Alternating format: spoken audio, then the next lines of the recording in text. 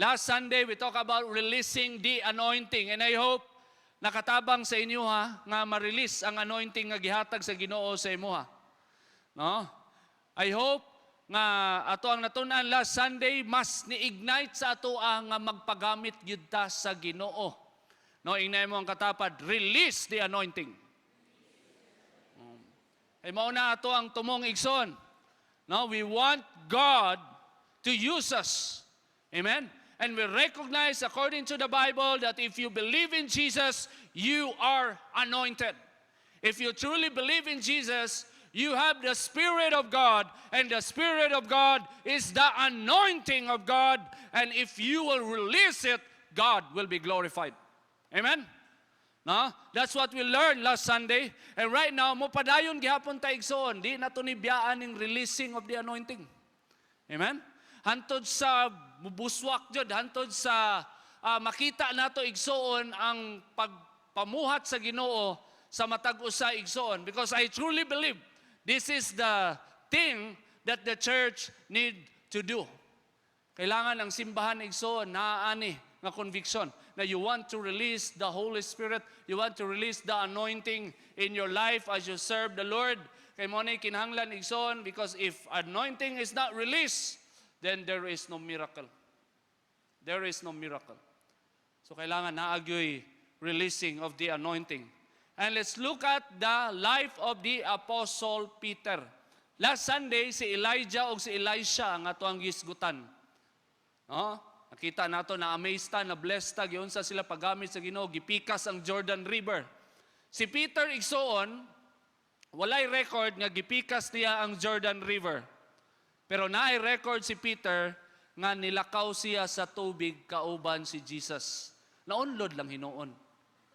No, bahalag na unlod pero nakalakaw gyud, nakalabang gyud. No? Mao na record ni Peter. Unsa pa yung mga miraculous nga nabuhat ni Peter?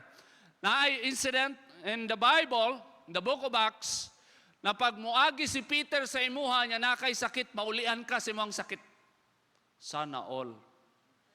No, kaila kag maigo kasi ang anino, maayo ka. Oh, nana ka gamhanan igsoon. No? And Peter, according to the Bible, he was the one of the 12 apostles of Jesus Christ and the first leaders of the early Christian church. Kung nakita nimo sa picture, igsoon, si Pedro nagunit og susi. Kuyaw na ilang susi, kay pwede ni pambunal sa mga kawatan ba? Okay, kang dakuha. No, mo nang giingon ni Jesus, symbolism na siya, mo nang giingon ni Jesus na, to you, Peter, no, I will call you the rock, and upon this rock I will build my church, and I will give you the keys of the kingdom. No, sa iya gitunol ang susi, o pinagi sa iyang kinabuhi igsoon, natukod ang simbahan, o nikaylap ang Christianity. No, gigamit siya sa Ginoo. And he was crucified under Emperor Nero. Gi-crucify siya pabaliktad. No, unana pag magpagamit ka sa Ginoo igsoon, mo na ending nimo. Adlo ka na pastor oy. No, mo na ending sa Life Connect pastor, i-crucify mo pagkahuman. Dili sad sa mga apostoles man to, dito mo. Di na to pugson nga ma-crucify ta. No, during their time, grabe ka intense ang persecution. Kapag mahibaluan ka nang alagad ka sa Ginoo, mao jud na mo ang dangatan karon, lahi na. Lahi na ang persecution, lahi na ang spiritual oppression karong panahon na igsoon. Kung mo unsay ginagamit ni Satanas karong panahon na, secularism, worldliness, kinsay makapiog ni ana. Only those people who have the Spirit of God. And he died AD 64 to 68. Mo nay bana-bana sa ato mga Bible scholars. Namatay si Apostle Peter AD 64 to 68. Wow, we will look at the life of Apostle Peter. Siya ato ang sundan. Siya ato ang himuon na inspiration how to release the anointing.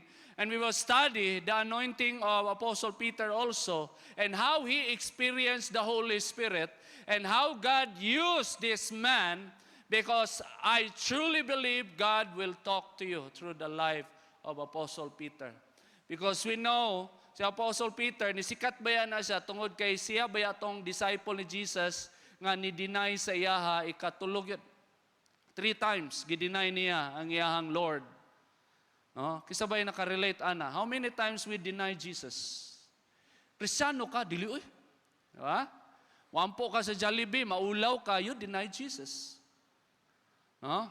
Maulaw ka mo pray in public, maulaw ka mo ampo, kaon ka karinderya, mangalot-kalot ra ka sa imuhang dughan. Manana ra ka. No, maulaw-ulaw pa ka sa una, testing man tana. No, nga ikaulaw na to ato ang pagtuo. No, and si Peter said, gikaulaw sa niya ang Ginoo, katulog yun, gi-deny gid niya. Nga asay po siya kailaw sa Ginoo. So makarelate ta aning tawhana. Amen? Amen.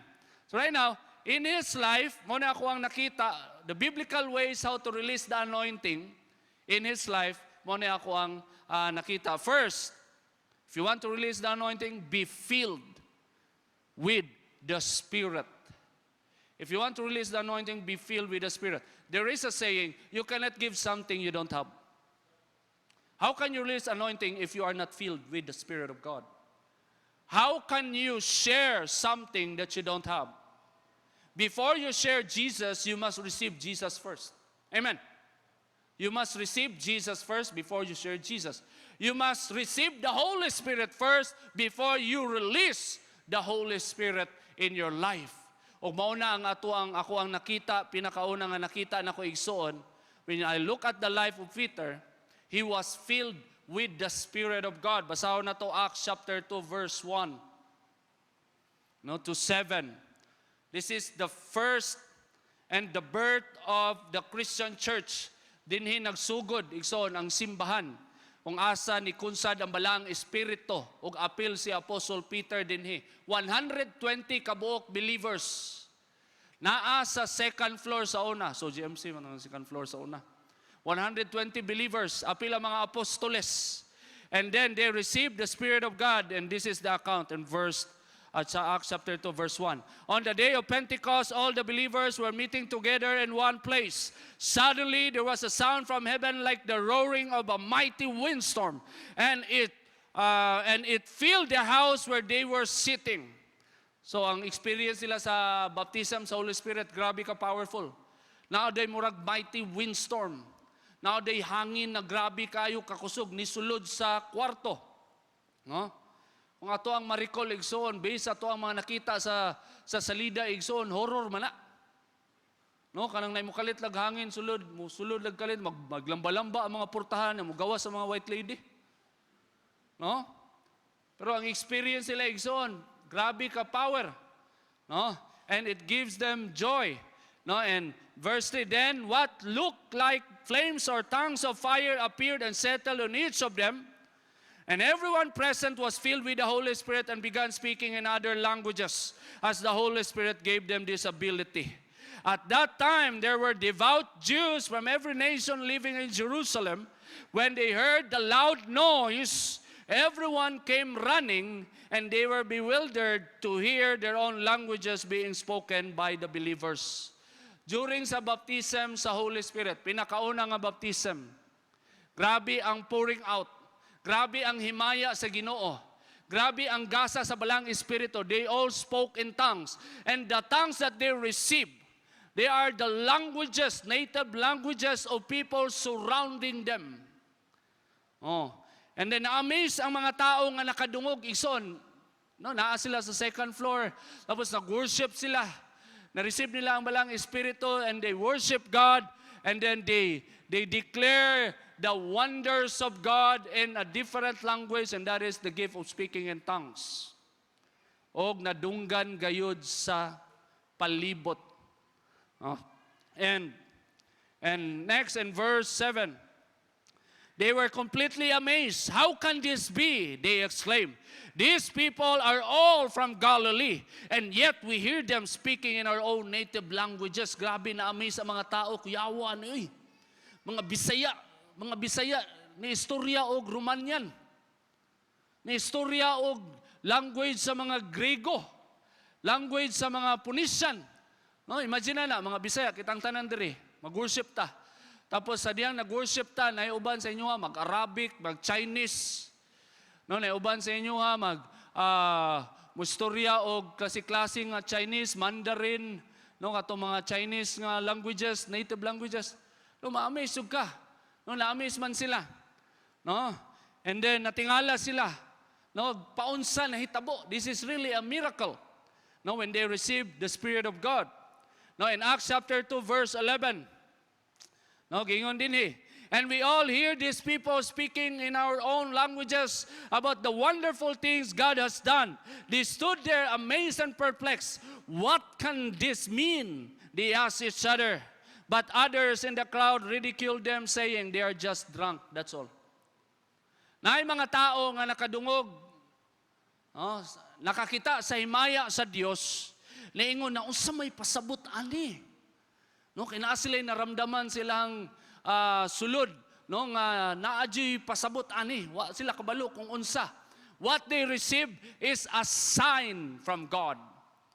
That what happened in the second floor, what happened in the 120 believers, God gave the people the sign from heaven. Pero naiuban igsoon, di man gyud tanan. Naiuban nakaingon sa unsa man gyud pasabot ani. So they are seeking for revelation, they are seeking for explanation. But other people, niya sa hubog ra na sila. Hubog ra na mga jeprox na.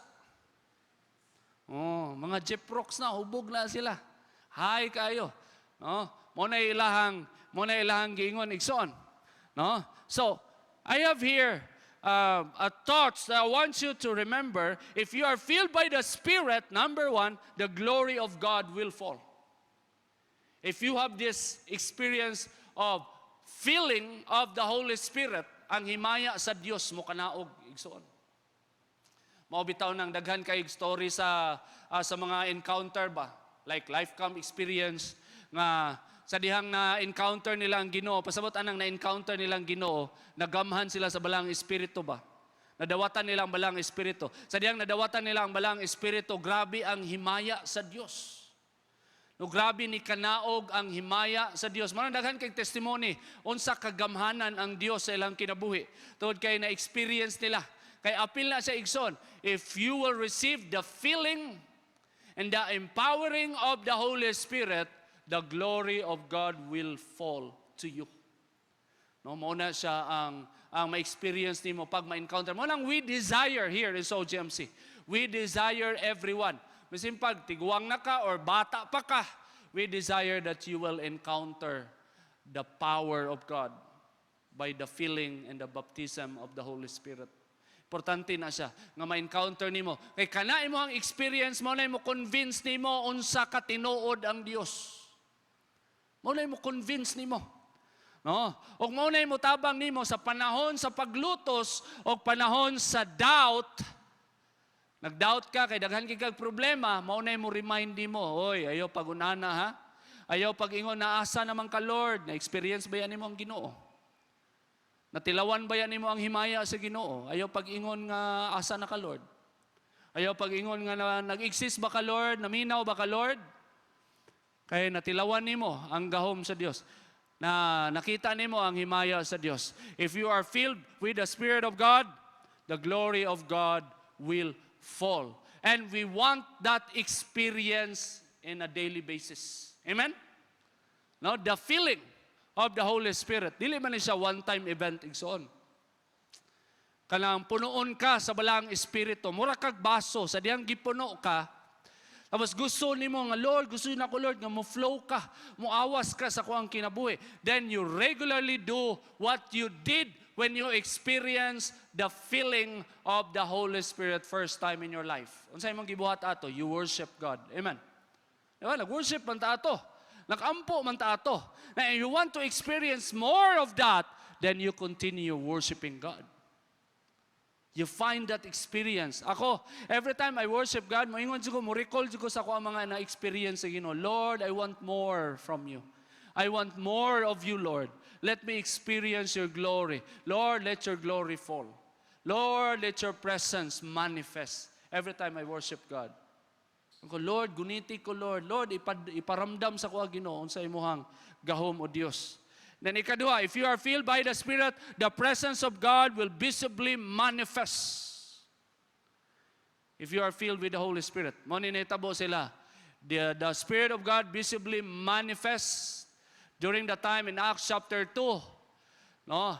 ang presensya sa Ginoo dili lang ka lang mo convince sa imong mind, magunaw na ka ana ang presence sa Ginoo. Nalang sa imong mind. No. Ang presence sa Ginoo igsoon pag mo manifest na physically mo manifest na. No? Physically mo manifest na.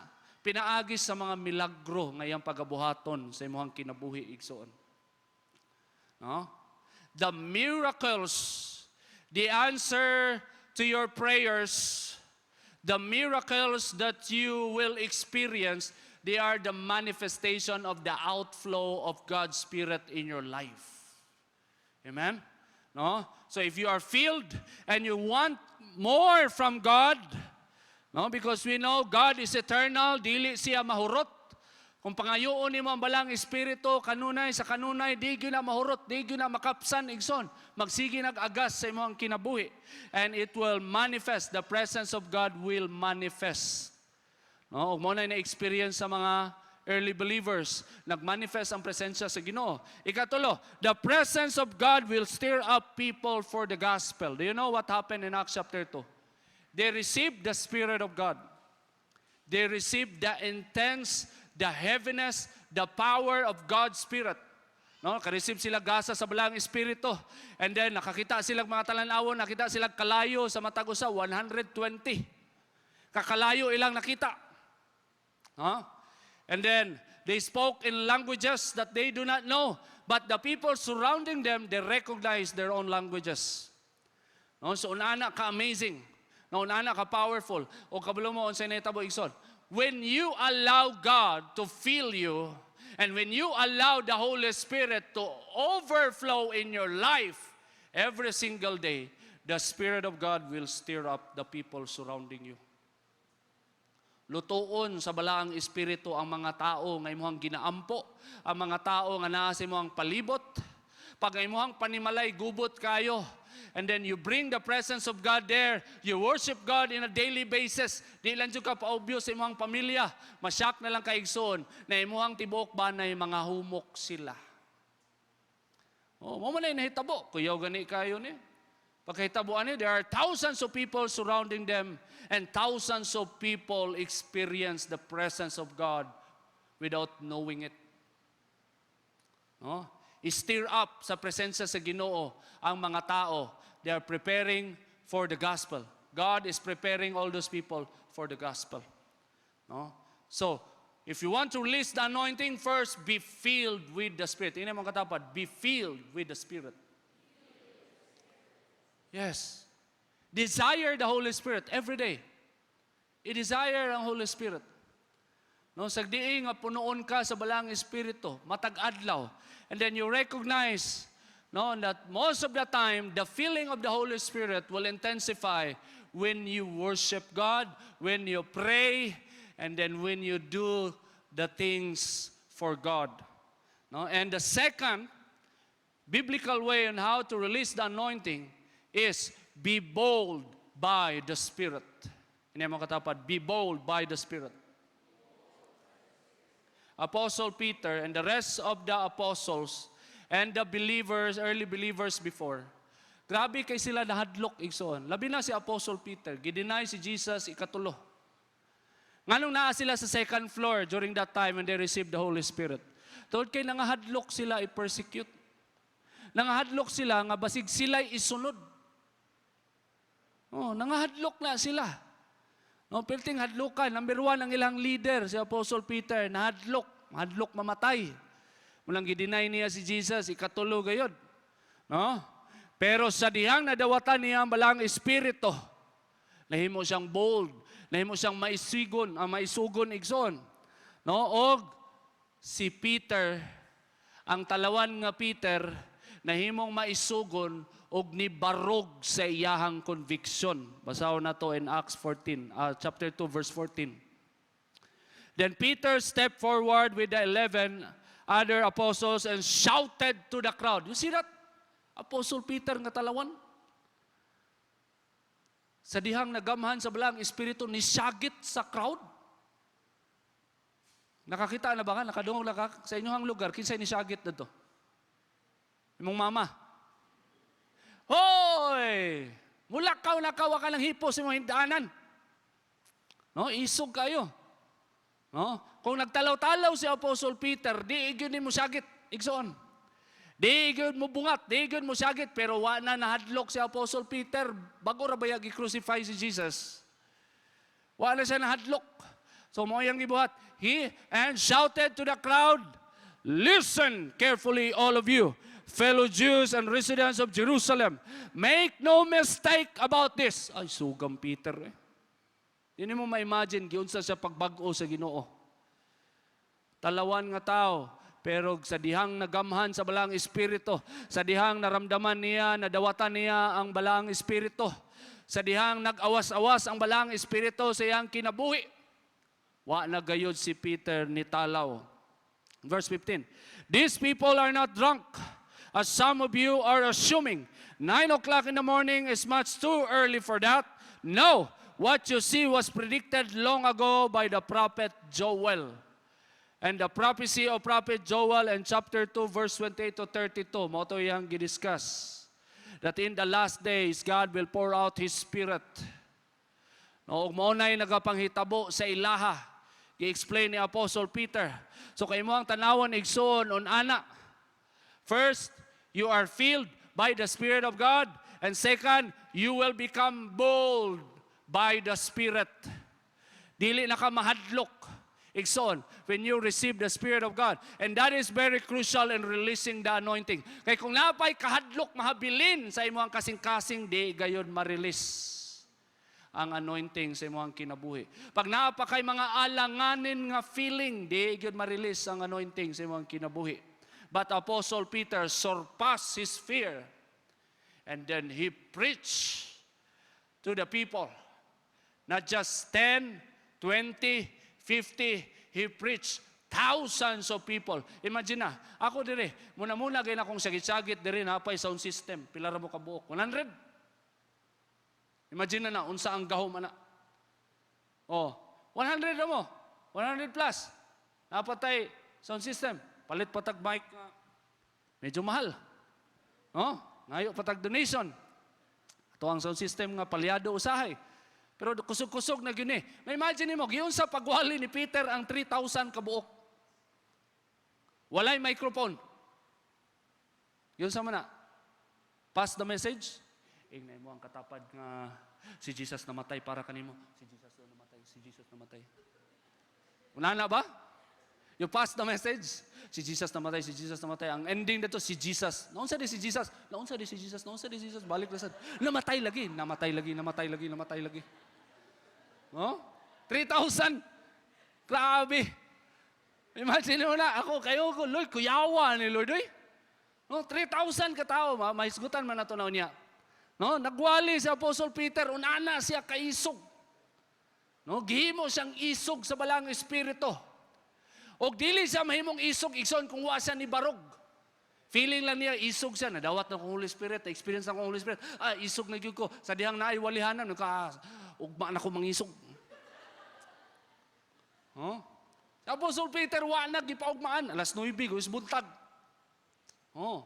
Wa na paugmay. No, in Acts chapter 2, verse 36 to 37. Basahin na to. "So let everyone in Israel know," Apostle Peter said, "for certain that God has made this Jesus whom you crucified to be both Lord and Messiah." And 37, "Peter's words pierced their hearts, and they said to him and to the other apostles, 'Brothers, what should we do?'" After Apostle Peter preached Jesus, after Apostle Peter preached the gospel, no, nahiwa ang kasing-kasing sa mga tao, anak kagamhanan, anak ka-powerful. Di na to masukod kung giunsa pagwali ang 3,000. Di na to masukod. Kaysa so GMC 100 data, napad yung matulog. Kaya Apostle Peter, wag yun natulog ang 3,000, nakasabot yun sa gospel. Amen? Oh, grabe. Kaingon ko sila, oh, "Brothers, what should we do? What should we do?" No, and then Apostle Peter replied, "Repent and be baptized, every one of you, in the name of Jesus, for the forgiveness of your sins, and you will receive the gift of the Holy Spirit." Muna reply. And Acts chapter 2, verse 41. "Those who believe what Peter said were baptized and added to the church that day about 3,000. in all. Glory to God. Palakpakan na to ang buhay na Diyos. Di na siya sayon igsoon. Di na siya buhat sa tao. Walay microphone, walay sound system. Naalang siya dito sa second floor. Pero sa dihang niwali siya 3,000 ang naghinulsol sa ilang mga sala. Og nidawat kang Kristo. Og nabaptismuhan sa tubig. Igsoon. Unana kagamhanan. No? Boldness by the Spirit. No? Grabe ka i-challenge sa balang Espiritu. Gamhan ka sa balang Espiritu, punoon ka sa balang Espiritu. Sa dihang mapuno na ka, tagaan kag choice, unsa man, musukol ka. Unsa man, magpabilin ka sa imong kahadlok, or mubarog ka, o musangyaw ka sa pulong sa Dios. Tagaan kag chance. Pero kung imong i-grab ang chance, sama ni Apostle Peter, makita nimo ang himaya sa Dios. The anointing will be released. Amen? In Acts chapter 3, verse 4 to 8, another incident of Apostle Peter when he performed the first ever miracle after the baptism of the Holy Spirit. Now in verse 4, Peter and John look at him, the beggar, and Peter said, "Look at us." The lame man look at them eagerly, expecting some money. Kay naay ng limos sa ilaha, kay Apostle Peter o kay John. Naay ng limos ba? So sa dihang ng limos sa ilaha, mo ito ilang gingon. Tanawa mi. No?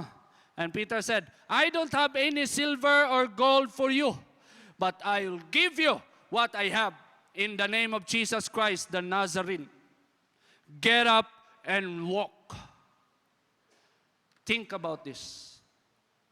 What if, kana nga time, si Apostle Peter nagpabilin sa iyahang pagka-doubtful. Nilakaw ba siya sa tubig, niya naunlod siya, nitagam siya. Ikaw, try ka na. Manakay gibuhat ba, nag-serve ka sa Ginoo, niya napalaw ka, tapos nitagam ka. Kung tahig nitagam si Apostle Peter. O niya, katong panahon na in this chapter of the book of Acts, wa niya buhata ang iyang dapat buhaton. Nga ayuhon ang nagsakit. Kung wala buhatan ni Apostle Peter, do you think na miracle mahitabo? Wala. Kung wala ni barog si Apostle Peter o nagsangyaw sa pulong sa Dios, do you think na 3,000 ang maluwas? Wala. Your baptism, your empowerment will become useless if you will stay in your status before the baptism. Apostle Peter, nigawas kayo siya. No, in verse 7, then Peter took the lame man by the right hand and helped him up. Oh, nakita ninyo? Sabi ninyo siya, in the name of Jesus Christ of Nazareth, get up and walk. What yun nahitabo, igsoon? Dili instant miracle nga murag ka na makita na to sa TV nga, magsagit-sagit ang mga tao, mga tao. Pag declare ni Apostle Peter, muralag walay nahitabo. Okay nang gitabangan pa niya, nga mubarog. Pero sa dihang gipabarog niya, igsoon, by faith, ni barog ang bakul. And as he did, the man's feet and ankles were instantly healed and strengthened. He jumped up, stood on his feet, and began to walk. Then walking, leaping, and praising God, he went into the temple with them. Amazing kayo ang gibuhat sa Ginoo siya. And you know what happened? After that miracle, they were able to preach the gospel to the bigger crowd. Kaya na curious na sad ang mga tao. Kaya nakita nila ang himaya sa Diyos. Nagkagubot na sad ang mga tao. Apil ang mga leaders, ang mga Pharisees, Sadducees, o mga elders sa Jerusalem. Perti nilang shock, kaya kaila sila atong bakul. So na-stir up na sad ang crowd. Nibukal na sad, ipabukal na sad sa Ginoo. O nakasangyaw sila sa pulong sa Diyos. To release the anointing, first, you must abandon the horrors of the past. You must abandon. Inay mo katapad, abandon your past. Maunay bara. Kung kay traumatic experience, ngayon ka, pastor, ako nga pagkatao, pastor, ulawon sukay ko. Ako nga pagkatao, pastor, doubtful jud kay ko. Mo lang di jud ko ka-relate ana pastor kanang gamiton ko si Ginoo nya muwali og daghang tao. Dili jud ko ka-relate ana pastor maski pag ikapila ko baptismohan sa balang espiritu. Pastor, doubtful kay ko nga pagkatao, pastor. Even ako ang sariling identity gidoubt na ko. Even mo appeal ko birthday, mag-doubt ko kung madayon ba ang birthday. Unana ko ka-doubtful, pastor. Kasi unana ko sa una. Apil ka lang mga way kalabutan sa Ginoo, mag-doubt ko kung madayon ba. Grabing doubt na ako sa una. No? O kung magpabilin ka diha, igsoon, di mo makita ang himaya sa Dios. Kung si Apostle Peter nagpabilin sa pagkatalawan, kung si Apostle Peter nagpabilin sa iyang pagka-doubtful, kay niunlod siya. Walay kalag maluwas, o walay milagro mahitabo, igsoon. Amen? No? Boldness by the Spirit is necessary. You must abandon the horrors of the past. Kailangan ka mag-decide. Punon ka sa balang espiritu. Gamiton ka sa Dios. Pero kinahanglan mag-decide ka, nga biyaan na nimo imong karaang ikaw. Ingnan mo ang katapad, biyain na. Dili tong uyab nimo ha. No. Biyae imong karaang ikaw. Kaduha, you must live out your new life in Christ. Gigamhan ka sa balang espiritu, pasabutan na, gibag-o ka sa Dios. Lahi na ang pananaw sa Dios kanimo. Ang makita niya sa imuha, righteousness na. Ang makita niya sa imuha, na anak kay faith. Si Kristo na makita sa imuha. Pag mutanaw ang Dios, igsoon, kung mao na imong puy-an nga identity, you will be able to release the anointing. You abandon the horrors of the past and you live out your new life in Christ. Kay gibag-o man ka sa Ginoo, dili na to ikaw. Ingnay mo katapad, dili na to ikaw. Oh, dili na to ikaw. No, bag-o na ka. Munang gamiton ka sa Ginoo. Ikatulo, you must declare who Jesus is without hesitation. Diri ang challenge. Mo na'y sumbanan. Kung tinuod nga nagamhan ka sa balang espiritu, kung tinuod nga nagapamuhat ang balang espiritu sa imong kinabuhi, then you must not hesitate to declare Jesus to everyone. Hantod ka napaka-hesitation, hantod sa mahadlok pa ka, di pa klaro kung nabaptismuhan ba jud ka sa balang espiritu. Amen? No? Para maklaro igsoon o para makita nimo ang himaya sa Dios, do it. Declare Jesus without hesitation. And the last practical way, biblical way on how to release the anointing, be led by the Spirit. Be led by the Spirit. According to Romans chapter 8 verse 14, nag-ingon din si Apostle Paul, for all who are led by the Spirit of God are children of God. If you read the context, according to Apostle Paul, for those who are led by the Spirit of God, they are children of God. What is the purpose of the Holy Spirit? The Holy Spirit will lead you not to gratify your sinful nature. That's the goal of the Holy Spirit in your life. I-lead ka, giyahan ka, nga di na ka mutuman sa imuhang karaang ikaw. Amen? That's the first level. Nga ang imuhang sinful nature, ang imuhang karaang ikaw, ang imuhang mga musuol nga batasan, mo na'y gusto i-defeat sa balang espiritu sa imuhang kinabuhi igsoon. That's what it means when you are led by the Spirit of God. Mo na'y pinakauna nga ministriya sa Holy Spirit sa imong kinabuhi. I-lead ka niya, igiya ka niya, nga di na nimo tumanon ang imuhang sinful nature. Being led by the Spirit of God. Sometimes, mga God, igsoon, kita nga mga charismatic, labi na ito mga nito, Holy Spirit. Pag may untag being led by the Spirit of God, kanang tao nga weirdo. Kanang tao nga mutabok og dalan nga magpiyong. Nami kaila, nag-fasting. Tapos giled na siya sa Holy Spirit. Nagpiyong ni tabok sa dalan, may nalang wasa na banggaan. Oh. Napon may kaila, giled sa Holy Spirit, gisuko na mo og sudan. Dong, palit sa sudan na ito, dong, kay maniod to, tadong, ganun, pa muna palita. Tingala mi, 2 ka oras na, wa pa kauli. Tinood niya, dini gara-gara. After 2 hours, nangutan mo, ngalong wala pa ngalong dugay makikakaabot. Ano siya, Pastor, nangutan na pa mo ko sa Holy Spirit, Pastor, asa ko mo palit og sudan? Oh. Mo na mali nga interpretation, mali nga application when you say, being led by the Spirit of God. That's very wrong. No, dili unana igsoon. According to Romans chapter 8, if you are led by the Spirit of God, you will not gratify your flesh and your sinful nature.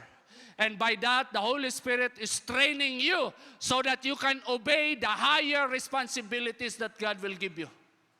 Amen? How can you preach the gospel? How can you reach out the souls if you yourself, you cannot reach out your own soul? If you yourself, you cannot tame your own darkness. Amen? That's why you need the filling of the Holy Spirit so that the Spirit of God will wrestle against your flesh. And every time you obey the Spirit in your life, the Spirit is training you so that in the higher level of responsibility, you will be able to obey. Amen? Magsugod na dinhi. No, ang imuhang pagsunod sa balang espiritu. And then musaka antod sa matrain ka. In Acts chapter 10 verse 9 to 15. Basahon nato. This is the incident of Apostle Peter nga giled siya sa Holy Spirit nga moadto kay Cornelius, a Gentile. But Apostle Peter, based on their laws, naa sila'y prejudice. Bawal sila makighimamat og Gentile sama nato. Bawal sila lamano. Bawal na sila. Og bawal sad sila mosulod og balay sa usa ka hintil. Kung mang-invite ka ni Apostle Peter during this time, magsige sa siya ampo kung moadto ba siya kay bawal na sa ilaha. Kanang mosulod ganig balay nga dili ka Jew, bawal na sila. Bawal mo lamano, bawal mo beso-beso, bawal na sa ilaha. So karon, giled siya sa Holy Spirit in verse 9. The next day, as Cornelius' messengers were nearing the town, Peter went up on the flat roof to pray. It was about noon, and he was hungry. But while a meal was being prepared, he fell into a trance. He saw the sky open, and something like a large sheet was let down by its four corners. In the sheet were all sorts of animals, reptiles, and birds. Then a voice said to him, "Get up, Peter, kill and eat them." And verse 14, "No, Lord," Peter declared. "I have never eaten anything that our Jewish laws have declared impure and unclean." So apil dito ang baboy. Ipakita si Apostle Peter og baboy. Ipakita siya gumba. Yun siya, "No, Lord, wala pa dyan ko kakaon ana, lami na." No, wala dili unana ha. No. So, niyon siya, wala pag siya kakaon o impure. In verse 15, "But the boy spoke again, 'Do not call something unclean if God has made it clean.'" Glory to God. Pwede na mo kaog baboy. Pwede na mo kaog baboy. Oh. Bawal man. Pero karon ingon na ang Holy Spirit sa iya, ayaw tawaga nga hugaw kung unsay gilimpyuhan na. Kano sa aba nalimpyuhan ang tanan sa dihang namatay si Kristo sa cross. Gilimpyuhan na ang tanan. Pwede na ta mo kaon og shrimp, lobsters, alimango, nga tinunuan nga limango, octopus, nga alam mo yan, gutom nung ko. Pwede na kaonon. Ang problema lang, mahal kayong alimango. Sumubalik yapon ta sa isda. So, that's the truth. In Acts chapter 10, verse 19. "Meanwhile, as Peter was puzzling over the vision, the Holy Spirit said to him, 3 men have come looking for you. Get up, go downstairs, and go with them without hesitation. Don't worry, for I have sent them." You see that? Gi-convince sa Holy Spirit si Peter, kay si Peter na siya prejudice. Maski giingnan na siya nga ayaw tawaga hugaw ang mga nalimpyo na. Gi-comfort pag isa sa Holy Spirit. At tuan na dito, ayaw kabalaka, ayaw pag-alanganin. Gi-convince sa Holy Spirit para ma-defeat ni Peter ang iyang prejudice. Kisay na prejudice diha. Ano ba ng prejudice? Kanang nakay mga tao ba nga, di ka ganahan sila, kay masikag, panghinaway sila.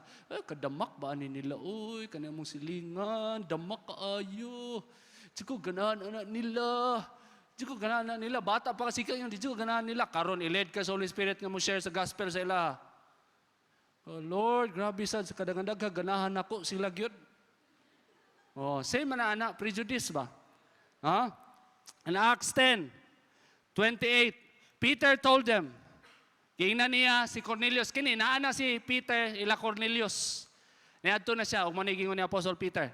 Peter told them, you know it is against our laws for a Jewish man to enter a Gentile home. Wag yun siya ka-recover. Na-explain pa siya nga, kabalo ba yan mo ha? Nga bawal ko dire. Oh, ano siya, kabalo mo nga bawal ko dire. Like this or to associate with you. But God has shown me that I should no longer think of anyone as impure or unclean. So, gi-convince siya sa balang espiritu. Nga tanggalo na iyang prejudice. Tanggalo na ang iyahang mga pananaw sa mga tao, nga ganahan sa ani, dili sa ganahan ani, kanilang mga tao ang acceptable, kani sila dili acceptable. Gipatanggal sa balang espiritu. In Acts chapter 10 verse 44 to 46. Even as Peter was saying these things, the Holy Spirit, when he shared the gospel to the household of Cornelius, the Holy Spirit fell upon all who were listening to the message. The Jewish believers who came with Peter were amazed at the gift of the Holy Spirit had been poured out on the Gentiles too, for they heard them speaking in other tongues and praising God. Amazing. Kung wala ni sunod si Apostle Peter sa balaang espiritu, mo ni gitawag nga being led by the Spirit. Nga ang Holy Spirit igsuon, ang first goal niya, no, i-lead ka niya nga di nimo i-gratify imuhang sinful nature. Prejudice is part of our sinful nature. Amen. Prejudice is one of our sinful nature. And the Holy Spirit want to defeat that. Nga naman, tungod kay mahimo ng babag sa gusto sa amahan. Kung wala ni tuman si Apostle Peter, do you think maluwas ang household ni Cornelius? O makadawat sa balang espiritu? Lisod, imagine nun. Pero nahitabo, igsoon. Huh? If you are led by the Spirit, first, you will never stop changing. Mo ni ilhanan. If you are led by the Spirit of God, every day, mabag-o ka. If you are led by the Spirit, every day, bag-uhon ka sa balaang espiritu, igsoon. No, every day, no, you will never stop changing. Second, you will do God's will. Sa diyang nabag-o ka, then, ang next ipabuhat sa mo, God wants you to do His will. Kaya kung dili ka pa bag-o igsoon, tapos magbuhat-buhat ka sa will sa Ginoo, maglisod ka. Maglisod ka. Kaya ang first target sa Holy Spirit is to change you from inside and out. And to prepare you for the ministry that God is giving you. No? After mabag-o ka, then God will use you to do His will. Third, you will be able to release the anointing. If you are led by the Spirit, you will be able to release the anointing. The first leading of the Spirit for you, you will not gratify your flesh. You will not gratify. You will not follow the cravings of the flesh, and then you will do God's will, and then the anointing of God will be released. Dili tinuod nga if i-led ka sa Holy Spirit, mahimo kang weirdo. Dili na tinuod igsoon. Dili tinuod na pag i-led ka sa Holy Spirit, magsulirap imong mata diha sa dalan. Dili na tinuod. Dili tinuod na if i-led ka sa Holy Spirit, mukatkat kag bongbong, mag-worship ka. Dili na tinuod. Dili tinuod nga if i-led ka sa Holy Spirit, magputi ka o tibuok sinina nimo. Unya mo adto ka sa samal kay mag-rapture na. Dili na tinuod. Kanang mga gipangingon ako igsoon, nahitabo na siya. Daghag na biktima, dili na tinuod. Because the exact leading of the Spirit is to lead you not to gratify your flesh and lead you to do God's will biblically. Word to remember. To experience the releasing of God's anointing in your life, you must be filled, be bold, and be led by the Spirit. When this happens, you will see people being touched and changed by God. Hallelujah. Let us all stand.